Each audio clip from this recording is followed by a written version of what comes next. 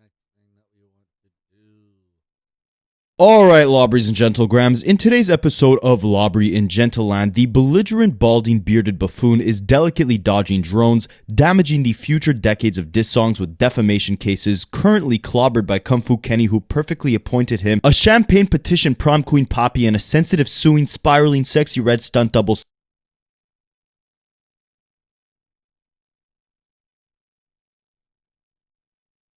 guess we'll watch it. Drake finally gets the win. Alright, Lobries and Gentle. I guess we'll watch it. Like when grandma was baking cookies and she'd let you lick the batter.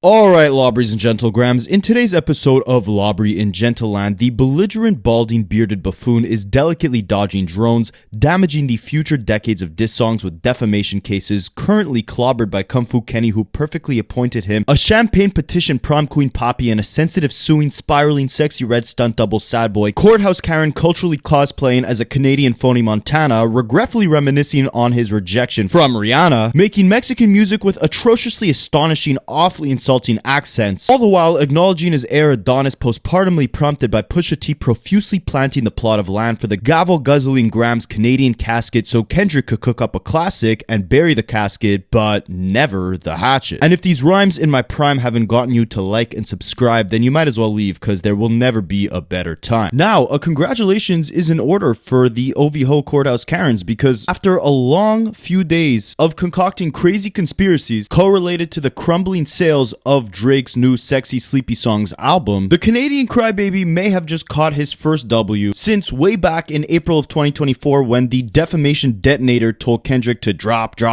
because after lawsuits and spankings from the small-statured assassin against the spiraling sensitive sexy red stunt double on the Super Bowl stage, it was looking like the future for the frail 69 goddess was full of flops and failures, but funny enough, his fan base is fully functional and his new album might actually not do so bad. We cannot say that he's officially been Ja ruled just yet. Or can we? Because Drake is in a very interesting position right now, and his new album with Party Next Door might concoct the lowest first week he's ever had for an album release. And we know about the obsession that the OVHO totem pole riders have with numbers, so if he ends up selling less than The Weeknd, less than Kendrick, less than all his fragile ops, it's gonna be a strange look for Drake, because his whole career he's had an obsession with numbers, and his fans judge his legacy, judge his greatness off the numbers he produces. And especially after the feet whooping that the fragile, fraudulent, feathery, phony Montana experienced from Kendrick, all eyes are on him to continue being at the top of the charts to prove he's still deep in his OVHO's hearts. So we're gonna look into all the deranged conspiracies that his OVHO fan base was making up when it looked like his Spotify numbers were low and his new album wouldn't sell much, and we're also gonna look into the first week projections for this new project and determine if this is a W or a flop for the OVHO freaky frontliner. But before we get into that, for anyone telling you that Drake is not a tough guy, forget about everything he said pertaining to him not being cool in high school. Drake claims he wasn't cool in high school. What made you uncool?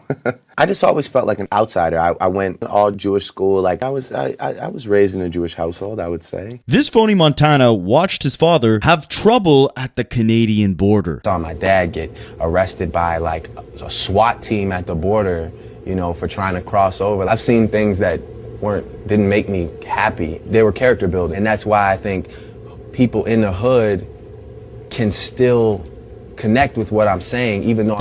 And I've been to that Canadian border on road trips with my friends. Like, they're not messing around there. They'll ask you, why are you visiting America? How long do you plan to stay? Are you carrying over $10,000 on your person? It's some very scary stuff. I guess it's stuff like that that really made Drake the tough Taylor Swift twin, the sexy red stunt double that he is today. Nah, but on a serious note, why was there a casket that said R.I.P. Drake outside of DJ Khaled's house? I like what Drake like. I like what Drake like. I like what Drake like. I like what Drake like. We know that Khaled just did $1 million album trailer for his new album announcing that there'd be 2 Drake songs on it, and Drake commented saying the only Drake songs he's getting are from Drake Bell. But I don't think that warrants something like this, especially when Drake is all the way out in Australia. What's Khaled gonna do, take a jet ski there? I think he's too busy in McDonald's to worry about Drake. Hey, a movie night ain't nothing like a McDonald's french fries. Hey, McDonald's filet of fish On another note, the goofiest goon glazer of the Gavilan Graham was released from prison, top 5, and he's already up to no good, following the footsteps of Drake's fragile op Kanye's tweets by posting on Instagram himself saying, "Free Diddy." Or actually, Free Daddy. People forget that Top 5 was the same guy that, as a 16-year-old kid, was rolling around Toronto shirtless so much that Drake had to give him the nickname Shirt Off Shawty. Like I'm shirt off shorty. Top 5, top 5, top 5. But I'm not insinuating that there's a weird connection between Diddy, Drake, and this shirtless young adult. Everything is all alleged here. Also, to anyone saying that people are going too hard on Drake or Kendrick is kicking his back in too much, I think we need a time machine to remember how dirty Meek was done during his beef with Drake way back in 2015. It's tweets like this that don't make me feel bad for what Drake is going through right now, especially considering the fact that Meek Mill never filed the lawsuit about it. Oh, and Drake is still crashing out on his tour. Someone threw a DeMar DeRozan jersey on stage while he was performing, and this was his reaction.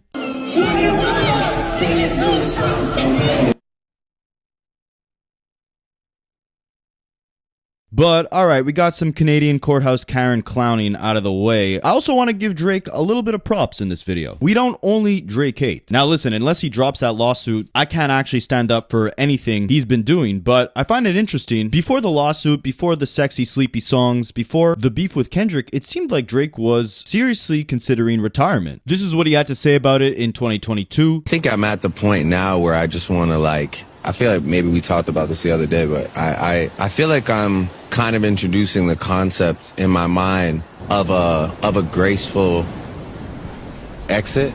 And right after For All the Dogs came out, he announced that he'd be taking a long break from the studio to work out some health issues. I probably won't make music for a little bit, I'm gonna be honest.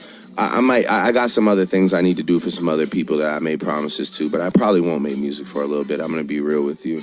I need to focus on my health first and foremost, and I'll talk about that soon enough. Nothing crazy, but just I want people to be healthy in life. I've been having the craziest problems for years with my stomach. So I'm gonna lock the door in the studio for a little bit. I don't even know what a little bit is. Maybe a year or something, or maybe a little longer. So for Drake to take the bait after Kendrick delivered that warning shot with Like That, I mean, I'm happy he did, because he charged Kendrick up to deliver one of the most superb performances we've ever. We have these beautiful golden chandeliers. Where's the hot sauce bar? Honey, not every place can have a hot sauce. This is gonna sound odd. What exactly are we saying this is? People to be healthy in life. I've been having the craziest problems for years with my stomach. So I'm gonna lock the door in the studio for a little bit. I don't even know what a little bit is. Maybe a year or something, or maybe a little longer. So for Drake to take the bait after Kendrick delivered that warning shot with Like That, I mean, I'm happy he did, because he charged Kendrick up to deliver one of the most superb performances we've ever witnessed in rap battle history. But it also showed us that Drake was not afraid of the smoke. Should he have been? Maybe. In retrospect, if he retired after For All the Dogs and never answered Kendrick's shots on Like That, imagine how different hip-hop would be today. Would we see Kendrick at the Super Bowl? Would we have gotten GNX? Would we have heard Kendrick finally click up with Mustard? I bet Drake wishes he did retire, but drop a thank you, Drizzy, in the comments for being the catalyst of Kendrick closing the doors on the Canadian casket. And on a side note, anyone criticizing Kendrick's performance at the Super Bowl, I thought this was interesting. Remember how on Drake's very first diss track, he was talking about Top Dog owning 50% of the profits of Kendrick's music? Well, GNX was the first album Kendrick released through his own label PG Lang. And what were the majority of the songs that were performed at that Super Bowl? What album saw a 250% spike in its sales following the Super Bowl and went on to sell more in its 12th week of release than Drake is about to sell in his first week of release with his latest album? That would be none other than GNX, the album that Kendrick owns the masters to. So just remember, everything is calculated. And all those Drake disses are aging like milk. Drop, drop, drop, and Top told you drop and give me 50. The only thing dropping is the Canadian casket. But now here is where the Ovi Ho Courthouse Karen conspiracy theories came in, because when Drake released his new project, aside from his fan base, it hadn't got the best reception, and its numbers reflected that. It debuted on the US Spotify charts with over 28 million streams in its first day of release, which was obviously lower than GNX, even lower than The Weeknd's new album, and surprisingly, even lower than Kanye's independent Vultures 1 release, which was actually blackballed due to his insane comments about the Mustache Man. But it didn't stop there. In the second day of that new Drake album's release, it saw a 44% decrease in streams, going from 28 million to 16 million million in its second day, and then it dropped another 60% in its third day with only 11 million streams, showing that the numbers were getting lower and lower day by day. Now, the OV hoes were absolutely up in arms about this, refusing to accept the fact that maybe people just genuinely did not like the music, or they were just kind of over Drake, and instead they chalked it up to crazy conspiracies about Spotify and UMG teaming up to blackball Drake, hiding his music from the public due to the fact that he tied them up in a defamation lawsuit, claiming they unethically promoted and pushed Kendrick's song Not Like Us. I'm glad that Drake's getting the recognition he deserves. What I don't like, though, is I don't like when Spotify and Apple Music, how they're doing Drake. They're trying to put I know, what's good with that? They're trying to put Kendrick's music in his playlist stuff and I've seen that. unchart him on certain things. It's just they're pushing this. Look, Kendrick Lamar, back in the day, he has hits. He has some tracks. Yes. But like, so does like Meek Mill or Big Sean. Like, Kendrick has some tracks. Yeah. But like, I don't know if I could name I could name 10, but I don't know if I could name 20. Can you name 5 songs off his new album? No. Exactly. That's my point, though. I covered and debunked most of these insane conspiracies in my previous video. I'll link that in the description. But basically, they were disproven by the fact that Drake and Party Next Door were all over the Spotify and Apple Music homepages, all over the different hip-hop and R&B major playlists. But because the numbers were simply low, Drake fans did everything they could to paint this narrative that some massive blacklisting malpractice was going on. Because of course, if you're getting blacklisted, you're still going to be all over the biggest playlists, right? The rap caviars and all that. That makes complete sense. But one OVHO tweeted out a screenshot of the top global digital artists ranked and all the streaming points they're getting on different platforms like Apple Music, Spotify, YouTube, etc. They pointed out a large discrepancy between Drake's Spotify points versus his Apple Music points, especially compared to the close numbers that Kendrick had. And they said clearest proof on Spotify blacklisting Drake / Party Next Door and their new album. Compare top artists, Apple Music and Spotify number differences. It'll be small. I think this is like maybe like a way to be like, I don't want to take the L, but that's just my opinion. Now look at Drake P&D numbers and you'll see the Spotify one is way lower than Apple. This is significant. How can they both be? Even if you're a Kendrick fan, this stuff is just wrong. Now, firstly, I don't know how these points are calculated, but a couple things, right? Number one, the day that this album was released, Drake actually had more streams on Spotify that day than Kendrick did. But somehow Kendrick's Spotify points were higher than Drake's. If this was really some big conspiracy and not just an inaccuracy with this one website's portrayal of the different points that both artists had on Spotify, then how would you explain Drake having more streams than Kendrick on Spotify for the first day of this album's release? And secondly, we can likely chalk this up to this website just not accurately calculating the numbers for new album releases, because when Kendrick released GNX, the same exact thing happened to him. He shot up to number 1 on this global digital ranking chart, but you can see he actually had a bigger discrepancy between his Apple Music and Spotify points than Drake is having right now. And GNX ended up doing great in terms of Spotify performance. So this is not some big conspiracy. This is not Spotify blackballing Drake. His face is plastered on all their playlists, and his songs are still racking up streams, just not as much as his previous albums. That's why all of his OVHO conspiracy courthouse Karens are trying to make the case that this is some calculated attack from the industry versus just Drake not doing the same numbers he used to do. Now, Lawbreeze and Gentlegrams, I want to tell you guys about something that almost seems too good to be true, alright? Let me give you a little glimpse into my life. When I'm not making this content for you guys, I have a disgusting addiction to my phone. My daily screen time is higher than Drake.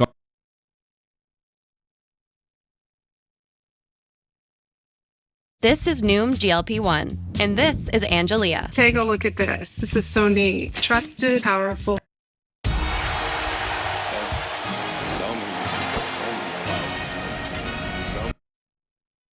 $50 just to play a game on your phone. Now here's some more OVHO conspiracy theories for you. Kendrick, if you guys didn't know, became the first rapper to hit over 100 million monthly listeners on Spotify, beating Drake's record by almost 20 million listeners. And of course, the OVHOs being obsessed with numbers couldn't just chalk that up to Kendrick actually performing better than Drake from a commercial perspective. Instead, it had to be some big conspiracy. So they display both Drake and Kendrick's total streams, their followers, and their monthly listeners. You could see that Drake's total streams throughout his entire career are 109 billion, his followers right now are 96.1 million, and his monthly listeners are only 77.9 million. Meanwhile, Kendrick's total streams are 43 billion, his followers are 37 million, but his monthly listeners are way higher than Drake at 100 million. It's actually at around 102 million right now. He's getting double the amount of new monthly listeners on a daily basis than Drake is, even though Drake just released a new album. And again, instead of it being that Kendrick might be getting more mainstream attention than Drake right now, this user implied something fishy going on with the Spotify algorithms, saying, what kind of algorithm makes something like this possible? So let me explain it. Essentially, Drake has a massive back catalog, right? Larry Jackson's on record saying that Drake's catalog earns more streams than the entirety of the streams from all the 60s, 70s, and 80s music combined. Not to mention the fact that Drake has like 15 different albums right now on Spotify. Kendrick has like half of that with around 7 or 8 projects on Spotify. So that's why it makes sense that in terms of total streams, Drake has 109 billion total, while Kendrick has 43 billion total. Kendrick has a 50% smaller catalog, and Drake is a massive global pop artist. Obviously, in terms of total career, he has more streams. Same thing with followers, right? Drake has more followers on Spotify because he has a bigger catalog, a catalog with more hits. The difference in their monthly listeners is strictly attributed to the fact that Kendrick is currently, in this day and age, getting more attention than Drake is today, in the present day. Monthly listeners signifies unique users who have engaged with your music at least once in a 28-day window. The emphasis here is on unique. A single listener streaming your track multiple times within this period still only counts as one monthly listener. A new monthly listener just means a new user who has checked out your music or your Spotify page within the last month. Kendrick just did a performance in front of 30% of America at the Super Bowl. Forget the diss tracks. All of his catalog is shooting up the charts like crazy right now because he's had more eyeballs on him in the last week than arguably any rapper has ever had on them in history. While his total streams aren't as much as Drake's, it makes complete sense that his monthly listeners are right now a lot higher than Drake's because a lot more people are checking out Kendrick's music today for the first time than they are with Drake. Like, take this for example. On the top 10 of the Billboard Hot 100 this week, Kendrick has 5 different songs in the top 10 alone. Not Like Us is at number 1, Luther at number 2, TV Off at number 3, Squabble Up at number 5, and 30 for 30 with SZA at number 10. He has 4 songs just in the top 5 of the Billboard Hot 100. I'm surprised Peekaboo wasn't up there. Peekaboo was probably, in my opinion, Peekaboo was better than Not Like Us. 100. Tons of new listeners are checking him out for the very first time, which makes sense after a performance like the Super Bowl, which also makes sense why he's crushing Drake's monthly listeners, breaking the record for having the most of any rapper in history. All while doing it, staying authentic to his artistry and bringing real rap to the forefront of the mainstream. That's why I'm putting such an emphasis on the numbers, because it's so substantial when you see music like this topping the charts. We've never seen a bar-focused diss record like this go number 1 on the Billboard. We've never seen a rapper straight rapping like this over West Coast mustard production, collecting top 10 hits like they're Pokemon in the wild, setting an amazing precedent that labels should show a lot more interest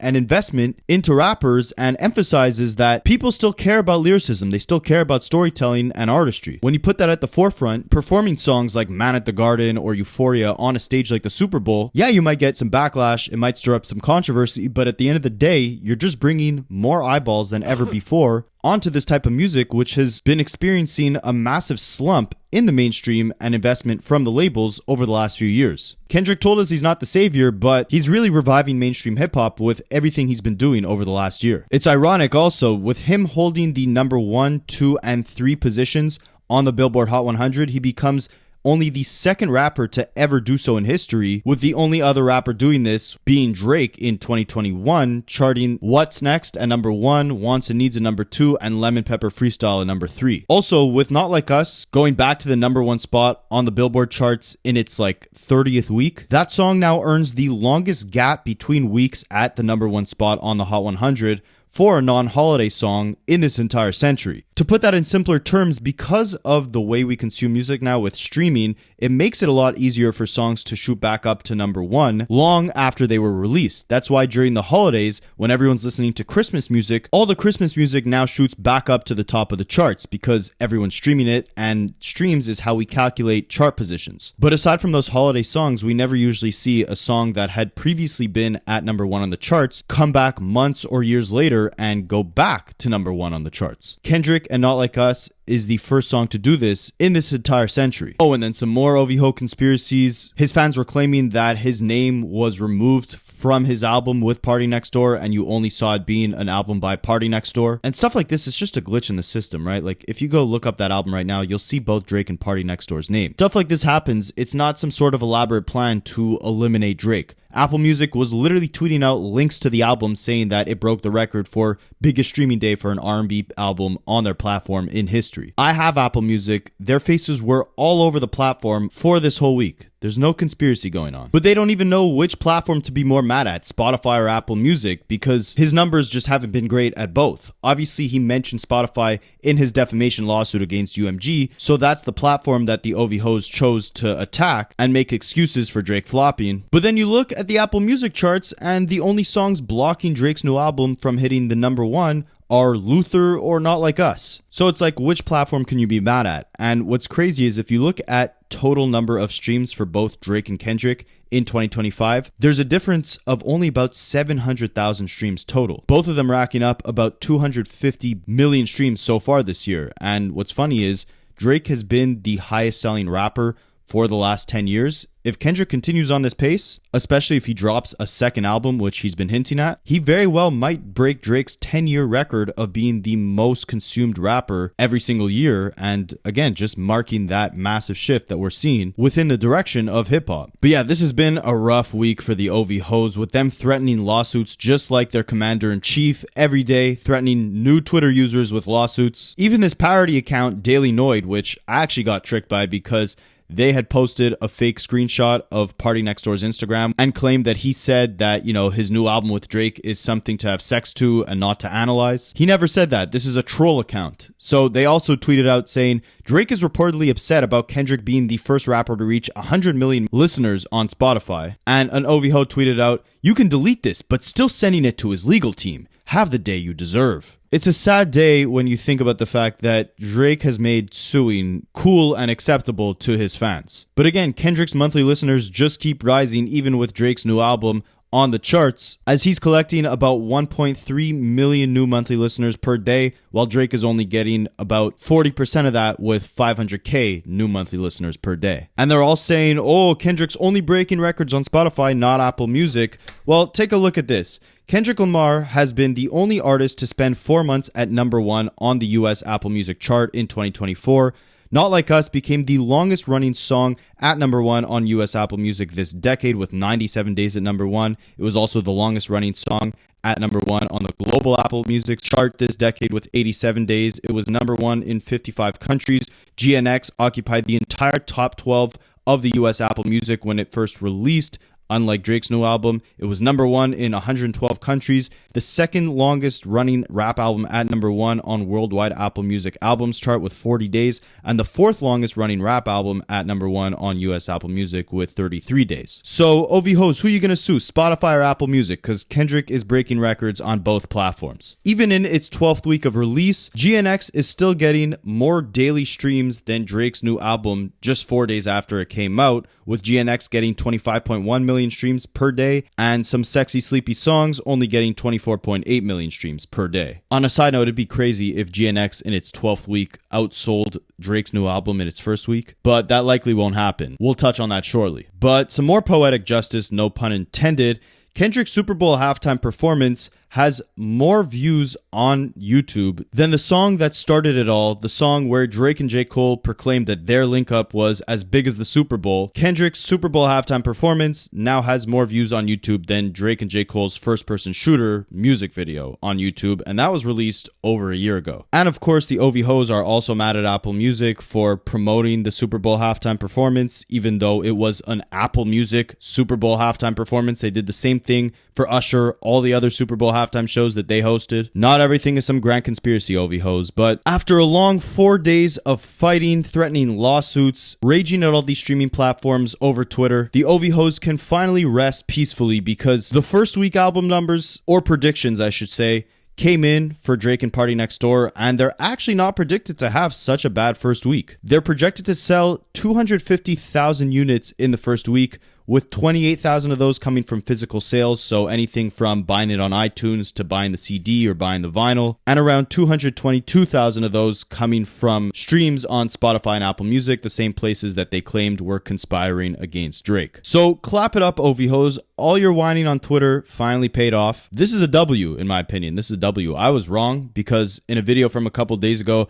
I had told you guys that my predictions were this album was not going to sell more than 150 to 210,000 copies, just based off the few numbers that we had seen, because again, GNX was outperforming it on Spotify just 4 days after it came out, but my numbers ended up being off by about 40,000. This is what I said in my last video. I have this knack for predicting numbers. I could be very off. This is literally me just going off the top of my head, but I don't see this Drake and Party album selling more than 210,000 copies in the first week. I'd say it's anywhere from 160 to 210. And this would mark Drake's lowest selling first week of all time. So if the first week predictions do come out as I'm editing this video, I'll throw in a little commentary right here. Now, did he get Ja Ruled? It's tough to say, right? Because during the height of the 50 Cent and Ja Rule beef, Ja Rule was still putting out a couple albums and they all performed somewhat decently. Now, there was a big slump between his projects that were released at the height of his popularity versus the ones that were released at the height of his tensions between 50 Cent and Eminem. To put it into perspective, 50 Cent was at the height of his career around 2003 when he released Get Rich or Die Trying, and Ja Rule also released an album that year, Blood in My Eye, which even with his beef with 50, it still performed decently, selling 140,000 copies in the first week. He put another album out the next year in 2004 titled Rule, which sold 165,000 copies in the first week. Then it was all downhill from there. Kind of a slow burnout. He was basically selling less and less with each album, and what we're seeing with Drake could mirror the same exact thing, because even by selling 250,000 copies, this is going to mark one of the lowest first week sales of Drake's entire career. The only ones that would be lower were his mixtape / playlist in 2020, Dark Lane demo tapes, and his dance album, which was only 12 songs, Honestly Nevermind, in 2022. Now, this is a duet album with Party Next Door, who's not a very high-selling artist. It's also, predominantly a quote-unquote R&B album. I like to call it an AI R&B album, but there's no argument to make over the fact that if this was a predominantly hip-hop album, it would have sold a lot more. So it makes sense that the numbers are a bit lower considering it's, AI R&B. But this could very well still mark the beginning of the fall off, right? Because him doing 250,000 is lower than any other collaboration album he did in the past, lower than Her Loss with 21 Savage, lower than What a Time to Be Alive with Future. It's lower than any Kendrick album since all the way back in 2012 with his first album, Good Kid, Mad City, and that's approaching Diamond. It's lower than Future and Metro Boomin's collab album, We Don't Trust You, from last year. That sold a little bit above 250,000. GNX did around 320, and that had half the songs, right? You gotta also take into account, this album is 21 songs. The more songs on an album, the more streams that the whole album gets, the easier it typically is for an album to have higher sales when there's more songs. GNX only had 12, and it still sold much above this album with 320,000 units in the first week. And if you want to go into conspiracies, it's a little weird to me that Vultures One by Kanye and Ty Dolla $ign opened up with more streams in its first week on Spotify than this new Drake album, but somehow this new Drake album is about to outsell Vultures in the first week. Are Party and Drake skewing the numbers over at Spotify? Should Kanye go ahead and sue them? I don't know, but again, is this a W or an L for Drake? I think it's a combination of both, but I'm more so leaning into it being a W. We gotta show Drake some respect here, okay? Let's look at both sides of the coin. Before all the OV hoes say, oh, this was an album with no promotion, or oh, he got blackballed and he still pulled off these numbers. No, he didn't get blackballed. He was all over every playlist. I debunked that in the last video. I showed you guys some other examples in this video. There was no blackballing going on. If there was, you could best believe there would be another lawsuit from the Champagne Petition Poppy. And you definitely cannot say there was no promotion for this album, all right? He announced this album on a stream with XQC, who's like the biggest streamer in the world. He did that way back in September or October. Then he went on stream with Aiden Ross to talk about the album. Now he's on a whole tour where he's talking about the album. He also participated in the biggest rap beef of the century, with the whole world looking to see what his next move will be. That in itself is promotion for this album. And funny enough, Kendrick actually gave him a bit of a stimulus package because he literally said Drake's name on the Super Bowl stage. All publicity is good publicity. Drake knew that even if it looked bad, him saying, "Say Drake, I hear you like I'm young" on that Super Bowl stage, he's still saying the name Drake in front of 100 million people who are watching. That in and of itself is bringing new eyeballs onto Drake. So I guess you could say Kendrick officially inherited the Drake stimulus package from Drake and turned it into the Kung Fu Kenny stimulus package. But yeah, Drake is calculated, right? He knew releasing this the week after the Super Bowl when all eyes were on him versus Kendrick. That in and of itself, mixed with the whole beef in general, is promotion for this album. This album was definitely promoted. It wasn't a surprise release like GNX. Kendrick literally just released GNX on a random Friday morning, no announcement. Party and Drake announced this album months ago, were on every single playlist, and you knew it was dropping at midnight on Friday. Plus, they were selling CDs and vinyls for the first time in Drake's career in the last 10 years. There was work that went in to make sure this album did not flop. And by all means, it did not. To defend Drake here, again, for the type of project this was, a predominantly R&B album with a couple hip-hop tracks. Obviously, again, he still had to talk about the beef on one song, drawing attention to the whole album just based off that one record, and leaving Party Next Door off damn near the biggest hits off this album, like Gimme a Hug and Nokia. Even though this was still a predominantly Drake album, this was still his technically return album since the beef, he still took it in somewhat of an unconventional direction, making it mainly an R&B project. And for it to still sell 250,000 copies in the first week, with all that has transpired, with the horrible stain Kendrick left on Drake's reputation, 250K is still a very solid first week. One of his lowest in his entire career, but solid numbers for a collab tape with Party Next Door released at arguably the lowest point in your career. But for you OV hoes who want to talk like Drake is the king of numbers, let's put this into perspective. If Kendrick released a 21-song album tomorrow that was majority R&B, you could even say a collab tape with someone who's, let's say, as big as Party Next Door, like a Giveon or a Daniel Caesar, and there was one song on that album where Kendrick spoke on the beef, just like, Gimme the Hug was the one song on this album where Drake spoke on the beef, would Kendrick's version of this album sell more than Drake and Party Next Door's just did? I think so. And also, first week sales aren't all that matters, right? I'm talking about this because it is a good barometer test to see, if Drake lost a big chunk of his fan base, or if they're all still here no matter what type of music he puts out or what type of stain Kendrick leaves on his reputation. Like Drake has said in his own music, only real music's gonna last. All that other BS is here today and gone. I just think that, that was the last time Drake had a good album. Was the blue one with where he's got like the kid version of himself floating across the sky. That was his last good album. Like the last good album we ever got from Drake. On tomorrow. We'll see how this album does in the long term. To be fair again to Drake, I definitely think there's a couple songs here that could be long-term hits like Nokia or Die Trying. Overall, most of the album to me was a snooze fest, but there's some okay songs like Somebody Who Loves Me. But again, the Ja Rule effect, right? We didn't see it happen all in one shot. He still had the opportunity to release a couple albums, none of them showing strong enough evolution for him to remain a dominant force within the mainstream. And Drake seems to be following a similar path, right? This album didn't get the greatest reviews, but ultimately, Drake is still a massive figure and it's still going to pull off decent numbers. Just like Ja Rule's did right after his beef with 50 Cent. So really, ultimately, it's all about the long term. Now, let's give Drake a couple more W's, right? So he just got Party Next Door, his first #1 album in his entire career. Finally, he took that guy out of the sweatshop. Party. The biggest. Big P&D, man. God. Also, with this album going #1, Drake will officially beat Jay-Z for the rapper with the most #1s in Billboard history. And you also got to ask yourself if you do consider this album R&B, which again, the biggest songs off this thing are not R&B songs, right? Gimme a Hug, Die Trying, and Nokia. One is a Taylor Swift knockoff song with Die Trying. Nokia is a Brockhampton knockoff, and Gimme a Hug is already kind of falling off the charts. It was polarizing for the first few days because he's talking about the beef and dissing Joe Budden. So all those three songs, plus the fact that, this is Drake's first real album after the beef, all of that has helped to pull off solid numbers. But again, to give him some credit, like if you want to consider it an R&B albums don't usually perform this well on the charts in their first week. Unless you're The Weeknd, SZA, or Frank Ocean, you're dropping an R&B project, you're not usually selling that much in the first week. Look at Usher and Chris Brown's latest albums. They sold around 40 to 50,000 copies first week. You don't see Sampha heavy on the charts. You don't see Jeremiah heavy on the charts. Jacquees, Trey Songz, like,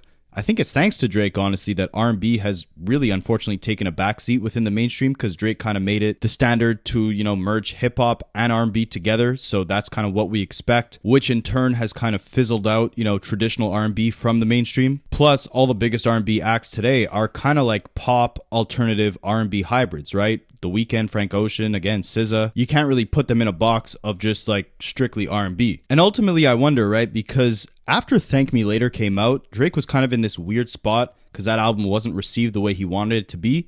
And he actually announced that he'd be doing a strictly R&B album. I'm guessing it's because that was around the time that he first met The Weeknd, who was obviously making groundbreaking Toronto R&B, and who obviously Drake leached a lot of songs off of. So maybe Drake, after discovering that new dark, moody Toronto R&B sound, decided, okay, this is the right time for me to kind of pivot and make a more R&B sounding project. He never ended up going full force on that, instead giving us Take Care, which was kind of his most R&B sounding project, but not fully R&B, obviously. Most of the R&B sounds and songs from that project coming from his collaborations with The Weeknd. And with this being his like real official first R&B full-length project, it makes you think, if Drake actually released a full-length R&B project way back in 2011, 2010, when he initially planned to, when he was still, in better form artistically, would it have sounded a lot better than this? And would it have performed a lot better than this? I don't know. But they're saying GNX was a flop. GNX sold considerably more than this project and had half the amount of songs. Gen X was sick. Kendrick basically cut the head off the snake with that one.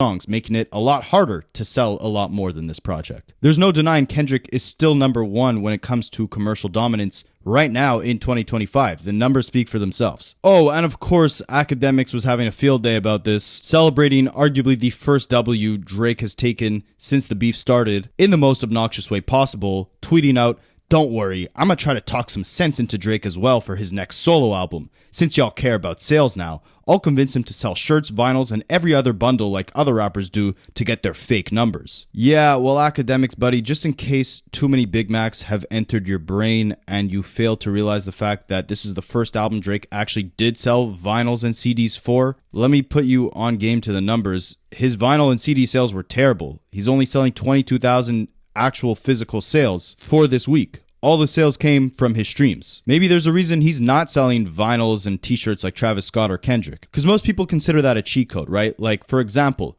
Kendrick was really calculated. He made CDs and vinyls for GNX, but he only shipped them out the week of the Super Bowl.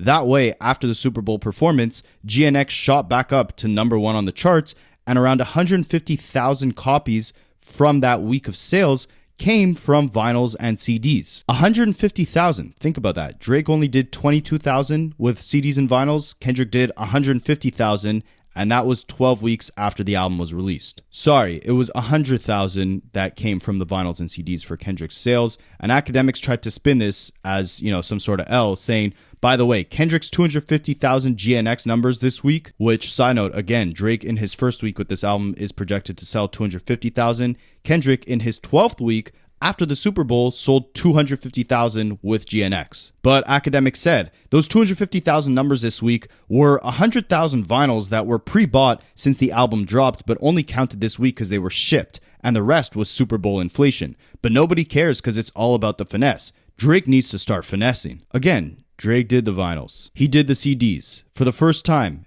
in 10 years, he tried the finesse. It didn't work for him. And if you want to talk Super Bowl inflation, Kendrick had the biggest Super Bowl inflation out of any halftime performance in recent memory, proving that his performance was captivating enough to draw in all these new monthly listeners, which Drake fans are chalking up to a conspiracy, and all of these extra album sales, much higher than previous Super Bowl halftime performers, showing that this performance really drew in a lot of new fans. But that's all I got for you guys today, Lawbries and Gentlegrams. I think it's fair we chalk this up to Drake's first W since this entire beef. We gotta be fair, right? We gotta be fair. Obviously, Drake fans are gonna say, Oh, it was a collab tape with Party. Oh, it was a R&B album. Oh, it pulled off all these numbers even with the lawsuit, even with all the blackballing from Spotify. And then the Kendrick fans will say, oh, Kendrick did more numbers with GNX, which was a strictly rap album. Rapaholics has got to say, why don't we all just get along? Actually, I say that, but then I remember the lawsuit. Sometimes I forget as a Canadian why I go so hard on all this Drake hate. It's not just because there's been a massive dip in quality over the last 10 years. It's not just because... No, that's so true. He turned himself commercial. I kept trying to think of the song. There's a certain song he dropped where it went on the radio, and that was the last song where, like I said, the album with him floating was the last one that was really really good. He's oversaturated the market with this formulaic sound. It's because he's trying to destroy the essence of diss songs and rap battles with this disgusting defamation case. And for that I'll say, enjoy your first W while you have it, OV-Hos, because UMG will most definitely have the last laugh in court. And I wanted that to be the mic drop, but I also wanted to say that unless some big news comes out, I'm going to try to bring you guys some different topics. Like, I'm working on this breakdown of Joe Budden and Drake's relationship stemming all the way back to 2009. I want to touch on the creation of some of my favorite albums like Lil Wayne's The Carter series, Kanye's My Beautiful Dark Twisted Fantasy. I'm working on a little documentary on Bone Thugs and Harmony, the come up of some of my favorite hip hop labels of the last few decades. I don't know. In my opinion, I think Drake's done. He won't be completely done just because he does have a mass following of fans. And I'm not gonna lie. I mean, I like Drake. I also like Kendrick. But I just think in this one, I mean, it's kind of like when Biggie and Tupac happened. Like, people chose sides, but it's a weird thing because I'm from the Midwest, so I like both sides. I'm not gonna lie. I mean, I'm not tripping off of any of it because, like I said, I mean, it was a rap battle, so I think most of the stuff. I mean, I don't think. I mean, unless those allegations are true that Drake's a pedophile, then I don't understand why he's getting so mad about it, and I don't understand why he hasn't said anything really about it. But I mean, that's basically all I gotta say on it. But basically, I'm gonna go ahead and crop this up for my last video. Thank you guys for coming in and watching. I will be dropping more content, new content every day. So thank you so much. Give me to 5,000 followers so I can tattoo James Games Therapy. Thank you so much.